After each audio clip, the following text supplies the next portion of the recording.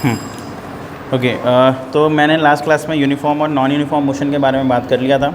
आज हम लोग पढ़ने वाले हैं मेज़रमेंट ऑफ टाइम। ठीक है, टाइम को बेसिकली कैसे मेज़र करें, ठीक है, इसके बारे में। तो मैंने लास्ट क्लास में बताया था ना कि टाइम क्या होता है। हाँ, मेज़रमेंट ऑफ टाइम। ठीक है, देखो क्या कहता है कि we carry all our activities in our daily life, ठीक है, on a schedules in which each event take place at a particular instant for a specific duration. मतलब ये है कि देखो लाइफ में हम लोग जितना भी, मतलब दिन भर में हम लोग जितना भी काम करते हैं ना, वो उसमें एक समय लगता है, उस काम को करने में एक समय लगता है। जैसे अभी हम क्लास ले रहे हैं तो क्लास भी लेने में एक टाइम लग रहा है जो कि 1 घंटे का है ना। तो यहाँ पे आपको बोलता है कि इसलिए हमें क्या होना चाहिए, हमें नॉलेज ऑफ टाइम तो होना चाहिए और साथ ही साथ हमें इसका इम्पोर्टेंस और इसका एसेंशियल, ये क्यों ज़रूरी है, ठीक है, ये भी हमें पता होना चाहिए। ठीक है, टाइम से रिलेटेड, यानी आपको सीधा सीधा एक ही बात कह रहा है ये कि टाइम का वैल्यू, ठीक है, और इम्पोर्टेंस आपको पता होना चाहिए कि टाइम क्यों ज़रूरी है ना। आपको भी पता होगा, कभी आप मान लो रेलवे स्टेशन पे गए और आप 1 मिनट लेट, 1 मिनट क्या, आप मान लो 30 सेकंड भी लेट हो गए, तो यार 30 सेकंड में ना ट्रेन चली जाती है। 1 मिनट लेट होना या 30 सेकंड लेट होना यानी ऑन टाइम ट्रेन खुलती है, और अगर आप 30 सेकंड लेट आए वो ट्रेन स्टार्ट हो जाती है ना। तो 1 सेकंड का इंपॉर्टेंस होता है, आपको भी पता है। जैसे आप कभी ना एग्ज़ाम दो, ऑनलाइन एग्ज़ाम दो, उसमें क्या होता है, उसमें भी टाइम चलते रहता है, और अगर आप 1 सेकंड भी अगर एक्सीड कर रहे हो, वो देखो उसमें काउंटडाउन चलते रहता है, मतलब वो उल्टा टाइम चलता है। और वहाँ पे क्या होता है कि जैसे ही टाइम कंप्लीट हो जाता है, एग्ज़ाम सबमिट, फिर आप कुछ नहीं कर सकते। तो टाइम की कितनी इंपॉर्टेंस है ये आपको यहाँ पे बताया जा रहा है। सबसे पहले हम बात करते हैं यहाँ पे, जैसे कि दिया हुआ है सनडायल के बारे में। देखो आपने भी सुना होगा ना सनडायल, सुना है, कभी देखा है, नहीं देखा है? एग्जैक्टली, विष्णुपद मंदिर में जो लगा हुआ है वो सनडायल ही है ना। वो क्या करता है, देखो सनडायल का काम क्या होता है, वो भी समय बताता है, ठीक है, लेकिन वो क्या करता है, वो सन के लाइट को, ठीक है, वो यूज़ करके समय बताता है। तो ये सनडायल में मतलब इम्पोर्टेंस, और ये ना पहले के लोग जो होते थे ना, एंशिएंट पीपल्स जो थे, वो लोग इसका यूज़ बहुत ज़्यादा करते थे, ठीक है, क्योंकि उनके पास घड़ी नहीं थी और वो लोग, उनको पता भी नहीं था कि घड़ी कैसे बनाई जाती है, ठीक है। तो इसीलिए ये they use a natural clock that is called sundial, ठीक है। चलो इसमें क्या लिखा हुआ है, कहता है one of the most ancient instrument for measuring the time is sundial. Sundial measures time period on the positions and the length of the shadow cast by the sun, ठीक है। सनडायल काम कैसे करता है, सनडायल जो है ना वो काम करता है जैसे सन का जो भी शैडो है ना, जो घड़ी के ऊपर बनता है, ठीक है, उस शैडो से वो हम लोग पता करते हैं देख करके कि क्या टाइम हो रहा है, ठीक है, विष्णुपद में जैसे कि है यहाँ पे, है ना। Okay, as the time passes the shadow of the blade on the dial changes with the changing positions of the sun, ठीक है। जैसे जैसे समय बीतता है तो वो शैडो भी क्या होता है, अपने अपने पोजीशन को चेंज करता है, ठीक है। नेक्स्ट कहता है, अगले टाइप का यहाँ पे क्लॉक है वाटर क्लॉक। अब देखो हुआ क्या कि स्टार्टिंग में तो सनडायल आया, ठीक है, उसके बाद लोगों ने थोड़ा इन्वेंट किया, थोड़ा चीज़ों को सही किया, और उसके बाद आया वाटर क्लॉक। अभी ये वाटर क्लॉक कैसे काम करता है वो आप समझ लो। कहता है though the water clock sounds like a complex instrument. अब ऑब्वियस ही बात है ना, आपको भी लग रहा होगा सर वाटर क्लॉक क्या मतलब है, पानी से घड़ी, ठीक है, तो वो कुछ समझ नहीं आ रहा है। तो वाटर क्लॉक था क्या और कैसे काम करता था आप समझो। कहता है कि though the water clock sounds like a complex instrument, it is not so. इतना भी कॉम्प्लेक्स नहीं है जितना इसका नाम बेसिकली कहा जा रहा है। कहता है कि water clock was a method use to measuring the time in the ancient Egypt. Egypt में, ठीक है, एंशिएंट इजिप्ट में वाटर क्लॉक को यूज़ किया जाता था टाइम को मेज़र करने के लिए, ठीक है, ये बहुत इंपॉर्टेंट फैक्ट है। नाउ फिर कहता है in a water clock 2 vessels are kept at different level, ठीक है। वाटर क्लॉक में क्या होता था भैया, 2 वेसल्स होते थे। वेसल्स आपको पता है ना, 2 ऐसे मग कह लो आप, ठीक है, और दोनों को डिफरेंट लेवल पे रखते थे। एक को नीचे रखते थे, दूसरे को ऊपर रखते थे, ठीक है। 2 मग है भाई, एक नीचे है एक ऊपर है, दोनों को डिफरेंट लेवल पे रखा गया है। फिर क्या कहता है, कहता है one of the above the other and the rate of dripping of water from the upper vessels to the lower vessels is observed to measure the time interval। अब देखो होता क्या था कि जो अपर वेसल, जो ऊपर में मग रखा हुआ है, उससे पानी जो है वो नीचे वाले में आता था, ठीक है, और उस टाइम को ना मेज़र किया जाता था कि कितना मतलब देर में, मतलब जितना देर में वो मग खाली होगा ऊपर वाला वेसल, ठीक है, उतना वो टाइम लग रहा है, ये ड्यूरेशन। देखो हम लोग ना पहले क्या करते थे पता है, पहले हम ये एग्जैक्टली टाइम नहीं बता पाते थे कि जैसे 1 घंटा है या 2 घंटा है या 60 मिनट बराबर 1 घंटा है, ये हमें नहीं पता होता था। हम बस एक इंटरवल, एक समय मान लेते थे कि भैया आपको इतना देर में काम करना है। जैसे हम लोग अभी करते हैं ना, हम लोग क्या करते हैं, हम लोग स्टॉप वॉच लगाते हैं। पता है आपको स्टॉप वॉच कैसे काम करता है? नहीं पता है? ठीक है, कोई बात नहीं। मोबाइल में आप देख लेना, घर पे जाके मोबाइल में देखना, आपके क्लॉक में आपके देखना एक साइड में ऑप्शन होगा स्टॉप वॉच का। जैसे ही आप स्टॉप वॉच पे क्लिक करोगे, आपको क्या देखा, वहाँ पे एक टाइमर सेट करने का होगा, ठीक है। और वो टाइमर जैसे ही आप सेट कर लोगे, वो जैसे मान लो 20 मिनट का सेट कर लिया, तो 20 मिनट में क्या होगा कि वो जो है वो स्टार्ट होगा और काउंट अपोजिट वे में जाएगा। एंड देन फिर क्या होगा कि जैसे जैसे ही आपका 20 मिनट खत्म, दे स्टार्ट अलार्मिंग, ठीक है, वो बजना स्टार्ट हो जाएगा, ठीक है। दैट इज़ कॉल्ड टाइमर और स्टॉप वॉच। तो ये इस तरीके से काम करता है। तो पहले के लोग क्या करते थे, पहले ना एक ड्यूरेशन मान लेते कि भैया ये मग, छोटा वाला मग खाली हो गया, मतलब आपको इतना समय दिया था, आपका समय ख़त्म, ठीक है। उनको एग्जैक्टली टाइम नहीं पता था कि 1 बज रहा है, 2 बज रहा है। आज पता है ना, आज अभी शाम के 4 बज रहे हैं, 5 बज रहे हैं, ये हमें पता होता है, ठीक है। हमें ये भी पता होता है कि 1 घंटे में 60 मिनट होता है, बट पहले के लोग ये चीज़ नहीं जानते थे, ठीक है। ओके, नेक्स्ट कहता है कि the sloping side of the upper vessels makes the rate of dripping water constantly from the bottom of the hole of the conical vessel, ठीक है। देखो होता क्या था ना कि जैसे ऊपर में वेसल, जो वेसल ऊपर में रखा जाता था, वो एक कोनिकल शेप का रहता था, कोन शेप का रहता था। देखो मैं आपको बना के बता रहा हूँ, ठीक है। देखो इस तरीके से रहता था वो, ये कोनिकल वेसल रहता था। और यहाँ से, ठीक है, यहाँ से क्या होता था, जैसे इसमें पानी भर दिया गया, ठीक है। अब यहाँ से एक कंटेनर रहता था, जिसके मतलब दूसरा वेसल है जो कि लोअर लेवल पे है। अब इसमें ये पानी आ रहा है, ठीक है। तो ये पानी क्या होगा, एक कांस्टेंट वे में आएगा, मतलब एक बार में जितना आएगा, मतलब धीरे धीरे आएगा, ऐसा कह सकते हैं, ठीक है। तो इसी टाइप से हम टाइम को मेज़र करते थे, या टाइम इंटरवल को हम मेज़र करते थे। फिर कहता है the marking of the upper vessels indicates that the passage of time, ठीक है। तो ये हम कह सकते हैं कि जैसे जैसे ये पानी इसमें आ रहा है, टाइम जो है धीरे धीरे बीत रहा है, ठीक है। नेक्स्ट आया सैंड क्लॉक। अब देखो आपको भी पता है ना सैंड क्लॉक क्या होता है, आपने भी बहुत सारे मूवीज़ में देखा होगा कि एक शीशा सा वो होता है इस तरीके से, ठीक है। ये आपको भी पता है, ये कुछ इस तरीके से दिखता है। एंड इसमें क्या होता है भाई, यहाँ पे एक छोटा सा छेद होता है, ठीक है, बहुत छोटा सा होता है। और यहाँ पे आप जब सैंड भर देते हो तो उसमें धीरे धीरे धीरे धीरे सैंड जो है वो नीचे आने लगता है ना। तो जैसे इसको पता है, मतलब पहले के लोग ना क्या करते थे कि इसको 1 घंटा मानते थे, मतलब अगर पूरा ये रेत नीचे आ गया तो 1 घंटा हो गया, ठीक है, ऐसे माना जाता था। चलो, और ये चीज़ आज भी है ना, आज भी मिलता है, ठीक है, बहुत जगहों पे मिल जाता है ये चीज़ देखने को।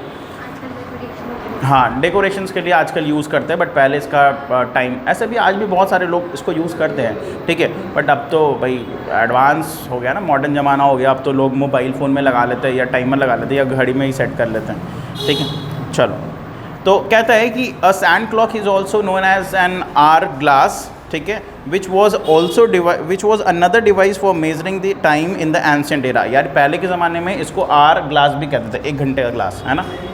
1 घंटे में सारा रेत ऊपर से नीचे आ जाता था, ठीक है। It is based on the flow of the sand from one glass bulbs to the other glass bulb. ये आपको पता है, ये मेरे को बताने की जरूरत है, it's not the new thing. फिर कहता है the time taken for the sand to flow from one bulb to the another indicates and the fixed interval of time. जैसे कि आपको मैंने बताया कि जितना देर इधर से इधर सैंड आने में लगेगा, वो एक इंटरवल बताएगा। अब हो सकता है कि इसको यहाँ से आने में, यानी पूरे सैंड को यहाँ से आने में, ठीक है, 60 सेकंड भी लग सकता है, 30 सेकंड भी 60 मिनट भी लग सकता है, 30 मिनट भी लग सकता है, ठीक है। तो वो एक इंटरवल बताता है। यहाँ पे भी क्या होता है, इंटरवल बताता है। अभी आप मान लो पूरा सैंड इधर आ गया, आपकी टाइम खत्म हो गई, ठीक है। आप क्या करोगे, फिर उसको उलट के रख दो, फिर ऊपर से वो सैंड नीचे आना स्टार्ट हो जाएगा, ठीक है। ओके, नेक्स्ट कहता है कि there were one disadvantage with the ancient timer measuring the devices such as sundial, sand clock या water clock, that they could not measure small interval of time such as minutes and second. देखो था क्या ना कि पहले के जितने भी क्लॉक्स थे, जैसे अभी हम लोगों ने पढ़ा ना, वाटर क्लॉक, सैंड क्लॉक, ठीक है, और सनडायल, तो ये ना छोटे इंटरवल्स को नहीं मेज़र करते थे, ये बड़े बड़े टाइम को मेज़र करते थे। जैसे मिनट और सेकंड को ये नहीं बताते थे, ये बताते थे 1 आवर, 2 आवर, 3 आवर, इस तरीके से। हमें आवर्स से हम चीज़ों को मतलब कर पाते थे, लेकिन सेकेंड्स और मिनट्स का यहाँ पे नहीं कैलकुलेट हो पा रहा था। फिर क्या हुआ, ठीक है, फिर क्या हुआ, कहता है letter in the 17th century, ठीक है, with the development of pendulum clock it became possibles to measure the minutes and second. तो यानी कि 17th सेंचुरी में आपको याद रखना है कि 17th सेंचुरी में जो है वो पेंडुलम क्लॉक आया, और उसके थ्रू हम मिनट्स और सेकंड को मेज़र कर पा रहे हैं, ठीक है, कोई दिक्कत नहीं। फिर कहता है with the passage of time watches clocks are were develop with help of with that help we use measuring the time accurately down to the even microseconds and the nanosecond।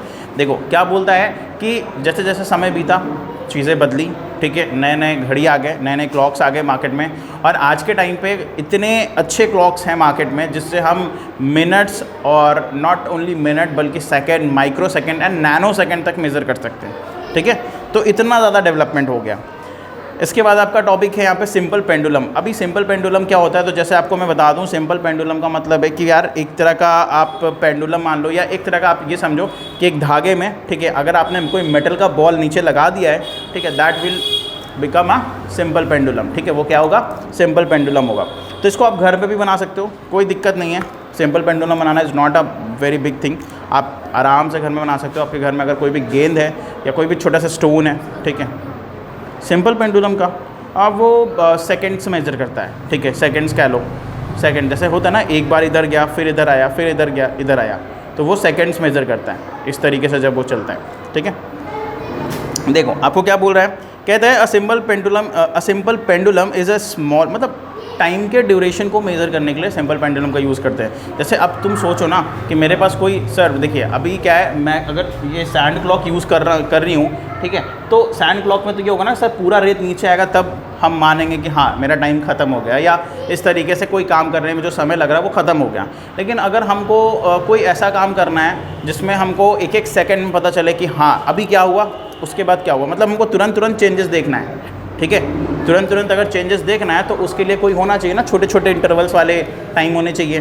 तो पेंडुलम वही करेगा। Pendulum क्या करेगा, अगर आप pendulum को इस तरीके से रखो, एक धागे से बांध कर नीचे एक बॉल लगा दो, तो अगर आप इधर ला के उसको छोड़ो, ठीक है, तो वो जितना देर इधर जाएगा उतना ही देर में इधर भी आएगा, ठीक है। तो इधर गया तो आप कहना कि अच्छा ठीक है ये 1 सेकंड हुआ, ठीक है, मतलब एक इंटरवल हुआ, फिर वो वापस इधर आएगा तो ये दूसरा इंटरवल हुआ, ठीक है, हाँ, तो 2 सेकंड हुआ। तो ऐसे करके आप छोटे छोटे इंटरवल मान सकते हो। तो इसका भी वही काम है, मतलब ये ना छोटे इंटरवल्स के लिए यूज़ किया जाता है। फिर कहते हैं a simple pendulum is small metal balls suspended with a long massless string, ठीक है, from a rigid support. When it is pulled it to one side, ठीक है, releases, then it freely oscillate to and fro motion. आपको पता है to and फ्रो क्या होता है एंड ऑस्किलेशन का क्या मतलब होता है? नहीं, देखो टू एंड फ्रो मोशन ना, जैसे अगर कोई चीज़ है, ठीक है, उसको आप इधर ले गए फिर वापस लाएं, फिर इधर ले गए एंड फिर वापस लाएं, this is called to and fro motion, ठीक है। जैसे आप झुलवा पे झूले हो ना, झुलवा पे झूले हो, बैठे हो, ठीक है, तो जब आप झुलवा पे झूलते हो या किसी भी स्विंग करते हो, ठीक है, किसी भी, तो वहाँ पे क्या होता है कि आप एक बार पीछे जाते हो, उस झूले को क्या करते हो, आप इसको, आपके स्कूल में भी लगा होगा, ऑब्वियस ही बात है, आप उसको पीछे ले जाते हो, फिर आप उसको छोड़ते हो, तो देखते हो आपको आगे वो ले जाता है, फिर पीछे ले जाता है, फिर आगे ले जाता है, तो this is called to and fro motion, ठीक है, जहाँ पे बैक एंड फोर्थ वाला मूवमेंट होता है, पीछे जा रहे हैं आगे आ रहे हैं, इस तरीके से, ठीक है ना। फिर क्या कहता है, the principle of a simple pendulum is that for a given length of pendulum makes all oscillation in exactly the same time, ठीक है। The important terms related to the simple pendulum and its oscillations are. अब देखो कुछ चीज़ें हैं जो आपको simple pendulum से रिलेटेड है और सारे के सारे इंपॉर्टेंट है। क्या बोलता है, पहले सबसे पहले बोल रहा है इफेक्टिव लेंथ, ठीक है, इसका जो लेंथ होगा वो बहुत ही ज़्यादा इफेक्टिव होगा, ठीक है। अब रही बात कि इफेक्टिव लेंथ से कैसे क्या करेंगे, कहता है the distance between the point of suspensions and the centre of the gravity of the suspended mass is called the effective length of the simple pendulum, ठीक है। अब देखो इफेक्टिव लेंथ अगर मैं बात करूँ, यहाँ पे क्या बता रहा है, तो कहता है ये एक तरह का डिस्टेंस है किनके बीच में, सस्पेंशन और सस्पेंडेड मास, ठीक है, point of suspension and the centre of the gravity of the suspended mass, तो this is called effective length. अब इफेक्टिव लेंथ ना आप समझ लो कि जो लेंथ ऑफ सिंपल पेंडुलम होगा, जितनी लंबाई होगी ना सिंपल पेंडुलम की, उसी को कहते हैं इफेक्टिव लेंथ, ठीक है। दूसरा होता है ऑस्किलेशन, यानी आप कितना उसको पीछे ले जा रहे हो, ये भी तो मैटर करेगा ना। एक तो पेंडुलम कितना बड़ा है, ठीक है, वो मैटर करता है। दूसरा आप उसको कितना पीछे ले जाके छोड़ रहे हो। मान लो आपको छोटे छोटे इंटरवल चाहिए, छोटा छोटा इंटरवल चाहिए आपको, मान लो माइक्रो सेकंड में काम करना है, तो आप पेंडुलम को थोड़ा सा पीछे ले जाओ, छोड़ दो, तो वो इधर इधर करके वाइब्रेट करेगा, ठीक है, ठीक है। अगर आप चाह रहे हो बड़ा इंटरवल लेने का, तो आप थोड़ा पीछे और ले जाओ, ठीक है, आप छोड़ दो, तो फिर वो इधर जाएगा, फिर इधर आएगा। मतलब आपके ऊपर होता है डिपेंड कि आप कैसे उस टाइम इंटरवल को बढ़ा सकते हो और घटा सकते हो। आप चाहो तो छोटे छोटे सेकंड्स को भी मेज़र कर लो, आप चाहो तो मिनट्स को भी मेज़र कर लो, तो ये फ़ायदा है इसमें। नेक्स्ट होता है टाइम पीरियड। अभी टाइम पीरियड का क्या मतलब है, कहता है the time taken by the simple pendulum to complete one to and fro motion of oscillation called time period.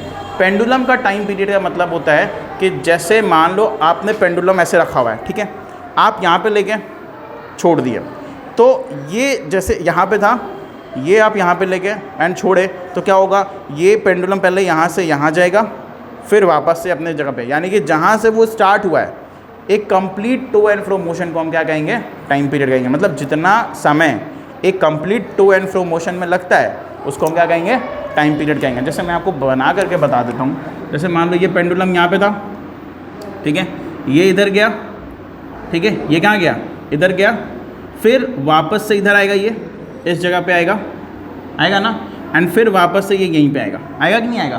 तो ये होता है वन ऑस्किलेशन। वन ऑस्किलेशन मतलब एक बार क्रेस्ट एक बार थ्रफ। ये बेसिकली ग्राफ वे में आप समझ लो कि एक बार जैसे एक बार ऊपर गया, फिर नीचे आया, फिर वापस से जहाँ पे देखो इनिशियली ये था वहीं पे ये फाइनली भी है। तो यहाँ से यहाँ जाने में जितना समय लगता है उसको हम कहते हैं टाइम पीरियड, और इसको कहते हैं वन ऑस्किलेशन। क्या कहते हैं, वन ऑस्किलेशन, ठीक है। टाइम पीरियड समझ में आया ना, मतलब हमने ए से स्टार्ट किया, बी पे गया, फिर ये सी पे गया, एंड वापस से कहाँ आ गया, ए पे आ गया। तो ए से स्टार्ट हुआ, ए पे ही आया, तो इसमें जितना टाइम उसको लगेगा उसी को कहेंगे टाइम पीरियड। गुड, ठीक है। And next is the amplitude. अभी देखो एम्पलीट्यूड क्या होता है। एम्पलीट्यूड कहते हैं ना, जैसे ये जो मीन पोजीशन से जितना मैक्सिमम डिस्टेंस होता है उसी को एम्पलीट्यूड कहते हैं। क्या कहते हैं, एम्पलीट्यूड कहता है, यानी maximum displacement from its mean position is called amplitude, ठीक है। अब आप कहोगे सर एम्पलीट्यूड ज़्यादा क्लियर नहीं हो रहा है, थोड़ा और कुछ बताइए। देखो मेरे को आप ऐसे समझो, अगर आप पेंडुलम को यहाँ से सिर्फ यहाँ ले गए, ठीक है, एक पेंडुलम को आपने यहाँ से सिर्फ यहाँ ले गया और आपने दूसरा पेंडुलम को क्या किया, यहाँ से यहाँ ले गए, ठीक है। और अगर आपसे ये पूछा जाए कि बताओ किसका एम्पलीट्यूड ज़्यादा है, तो आप किसका बोलोगे, आप बोलोगे सर इसका एम्पलीट्यूड ज़्यादा है, ठीक है। क्योंकि इसका जब हम ग्राफ बनाएंगे ना, इसका ग्राफ हम जब बनाएंगे तो वो कुछ ऐसा बनेगा, ठीक है ना, इस तरीके से बनेगा। और इसमें देख रहे हो हाइट कितना है, कम है ना। लेकिन इसका जब आप ग्राफ बनाओगे, ठीक है, तो वो कुछ ऐसा बनेगा, ठीक है। और ऐसा ग्राफ का एम्पलीट्यूड क्या है, हाइट क्या है, बहुत ज़्यादा है। तो इसी को कहते हैं एम्पलीट्यूड। एम्पलीट्यूड का मतलब होता है कि पेंडुलम स्टार्टिंग में जहाँ पे था उससे आप कितना उसको दूर ले गए, जितना ज़्यादा दूर ले जाओगे उतना ज़्यादा एम्पलीट्यूड होगा। आ गया समझ में, गुड। नेक्स्ट है यूनिट ऑफ टाइम। देखो टाइम के यूनिट्स आपको भी पता है, आप बचपन से उसको कैलकुलेट कर रहे हो, मिनट में, सेकंड्स में, आवर में। मैंने अभी दो नाम नए बताए, जैसे माइक्रो सेकंड्स, नैनो सेकंड्स, तो ये सब भी होता है, ठीक है। अच्छा, अगर मान लो कि अगर आपको छोटे छोटे टाइम इंटरवल कैलकुलेट करना है तो आप बोलोगे सर सेकंड है, मिनट है, आवर है। अगर उससे बड़ा करना है तो आप क्या बोलोगे, क्या बोलोगे, डेज़ नहीं आएगा, पहले तो डेज़ आएंगे ना, डेज़ आएगा, एक दिन हो जाएगा, ठीक है। फिर उसके बाद क्या होगा, वीक होगा, फिर उसके बाद क्या होगा, मंथ होगा, उसके बाद क्या होगा, ईयर होगा, उसके बाद होता है सेंचुरी, ठीक है। 100 साल बराबर एक सेंचुरी। आपको पता ना हम लोग कौन से सेंचुरी में हैं, पता है आपको, हम लोग कौन से सेंचुरी में रह रहे हैं, आपको नहीं पता, ये भगवान, आपको ये नहीं पता है कि हम लोग कौन से सेंचुरी में रहते हैं। देखो हम लोग ना 21st सेंचुरी में रहते हैं, अभी जो चल रहा है ना, अभी 21st सेंचुरी चल रहा है। पता है आपको कैसे कैलकुलेट करते हैं, पता है, देखो 2022 है ना, अभी कौन सा साल है, 2022 है। तो जैसे ये 2000 चल रहा है, ठीक है, तो हमेशा एक ज़्यादा हम लोग बात करते हैं, यानी 2000 पार ख़त्म हो चुका ना, तो अब हम लोग कौन से साल में एंटर कर गए, 21st सेंचुरी में। अगर मान लो ये 1999 रहता तो ये कौन सा सेंचुरी था, ये था 20th सेंचुरी। कौन सा सेंचुरी, 20th सेंचुरी। लेकिन ये कौन सा, जैसे ही हम लोग 2000 में एंटर किए, 2000 कंप्लीट कर लिया हम लोगों ने, तो क्या होगा, ये हो गया 21st सेंचुरी। आ रहा है समझ में? ठीक है। अगर मान लो यहाँ पे कल होके हो जाए 2122, अब पता नहीं हम लोग इतने साल तक तो नहीं रहने वाले हम लोग, है ना। अभी सोचो ना यहाँ से 100 साल आगे तक तो नहीं हो पाएगा, बट ठीक है कोई बात नहीं, लेकिन कभी ना कभी तो 2122 आएगा ना। तो जैसे ये 21 होगा तो कौन सा सेंचुरी आ जाएगा? 22 सेंचुरी। ठीक है, तो ये आपको याद रखना है। अच्छा, इसके बाद और कोई बड़ा यूनिट है? इसके बाद एक और यूनिट होता है जो सेंचुरी से भी बड़ा होता है, दैट इज़ कॉल्ड मिलेनियम। ठीक है, जो कि 10 सेंचुरी से मिलके बनता है, यानी कि 10 सेंचुरी इक्वल टू 1 मिलेनियम। ठीक है ना, 1 मिलेनियम। तो ये आपको याद रखना है, क्योंकि ये सारे के सारे क्या हैं? यूनिट्स ऑफ टाइम है। ठीक है, हाँ। डिकेड बेसिकली सेंचुरी को ही बोलते हैं। ठीक है, हाँ, 100 साल बोलो तो that is called decade, 1 decade या 1 century, they both are the same thing. ठीक है, चलो नेक्स्ट है मेजरिंग स्पीड। अब देखो अगला जो है ना वो आपको स्पीड को मेज़र करने बोल रहा है, या कैसे मेज़र करते हैं। ठीक है, देखो स्पीड को मेज़र करने में मैंने लास्ट क्लास में ही बताया था कि आपको बस एक फॉर्मूला याद रखना है, speed equals to distance by time, बस इतना ही है और कुछ नहीं है इसके बारे में। ठीक है, जितना डिस्टेंस आप कवर करते हो किसी पर्टिकुलर टाइम में, उसके रेशियो को ही क्या कहते हैं? स्पीड कहते हैं। ठीक है, उसका रेशियो मतलब एक दूसरे को डिवाइड कर दो तो रेशियो आ जाएगा। ठीक है, चलो अगला जो है वो है ग्राफिकल रिप्रेजेंटेशन ऑफ मोशन। अब देखो हम लोग जो पढ़ने वाले हैं ना वो मोशन में ग्राफिकल रिप्रेजेंटेशन पढ़ने वाले हैं। ये टाइम हो गया ख़त्म, मतलब जितने भी टॉपिक्स थे टाइम के वो मैंने आपको पढ़ा दिए। आपको समझ में आया कि नहीं पहले आप बताओ? कोई दिक्कत किसी भी टॉपिक में? नहीं। ठीक है, चलो तो ग्राफिकल स्टार्ट करते हैं। And 1 minute, I think video काफ़ी लंबा नहीं हो जाए, है ना, उसको स्टॉप करना भी सही रहेगा।